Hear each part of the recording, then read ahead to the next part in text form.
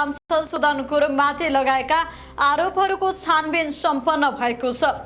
छानबिन समितिले आफ्नो प्रतिवेदन प्रधानमन्त्री बालेन शाह समक्ष बुझाएसँगै अब सबैको चासो प्रतिवेदनको निष्कर्ष र गुरुङको राजनीतिक भविष्यतर्फ केन्द्रित भएको छ। छानबिन समितिका संयोजक तथा पूर्व न्यायाधीश अच्युत प्रसाद भण्डारीले समितिले आफ्नो जिम्मेवारी पूरा गर्दै प्रतिवेदन सरकारलाई बुझाइसकेको जानकारी दिएका छन्। उनका अनुसार अब प्रतिवेदनमाथि आवश्यक निर्णय र प्रक्रिया सरकारको जिम्मेवारी भित्र पर्छ। हाम्रो तर्फबाट प्रक्रिया पूरा गरेर प्रतिवेदन बुझाएका छौं, अब बाँकी प्रक्रिया सरकारले अघि बढाउँछ, भण्डारीले भनेका छन्। 45 पृष्ठ लामो उक्त प्रतिवेदन तयार गर्ने क्रममा समितिले गुरुङसँग प्रत्यक्ष बयान लिनुका साथै उनीमाथि सार्वजनिक रूपमा उठाएका आरोपहरूको विस्तृत अध्ययन गरेको जनाएको छ।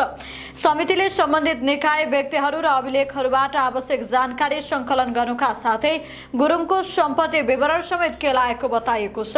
मन्त्री परिषदको 28 वैशाखको निर्णय अनुसार उच्च अदालतका पूर्व न्यायाधीश अच्युत प्रसाद भण्डारीको सयजत्वमा महालेखा नियन्त्रक शोभाकान्त पौडेल र सहन्यायाधिवक्ता अच्युत मणि नेउपाने सदस्य रहेको 3 सदस्यीय छानबिन समिति गठन गरिएको थियो।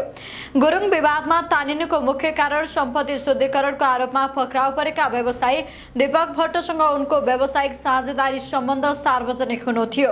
19 चैतमा पक्राउ परेका भट्ट हाल पनि प्रहरी हिरासतमा रहेका छन्। त्यसपछि गुरुङले सार्वजनिक गरेको सम्पत्ति विवरणमा केही शेयर विवरण उल्लेख नगरेको विवादास्पद मानिएका व्यवसायीसँग सम्बन्धित कम्पनीमा लगानी रहेको तथा सम्पत्ति विवरणबारे विभिन्न प्रश्न उठेपछि राजनीतिक दबाव बढ्दै गएको थियो।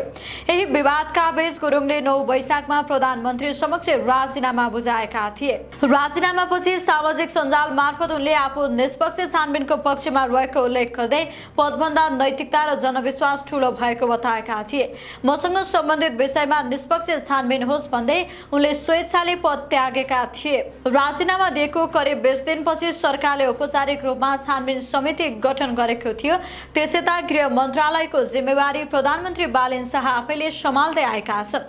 अब समितिको प्रतिवेदनले गुरुङमाथि आएका आरोपलाई पुष्टि गर्छ वा उनलाई निर्दोष ठहर गर्छ भन्ने विषयले राजनीतिक वृत्तमा विशेष महत्त्व पाएको छ। यदि प्रतिवेदनले कुनै गम्भीर अनियमितता नदेखाएको निष्कर्ष निकालेमा गुरुङ पुनः गृह मन्त्रालयको नेतृत्वमा फर्किन सक्ने सम्भावनाबारे चर्चा सुरु भएको छ।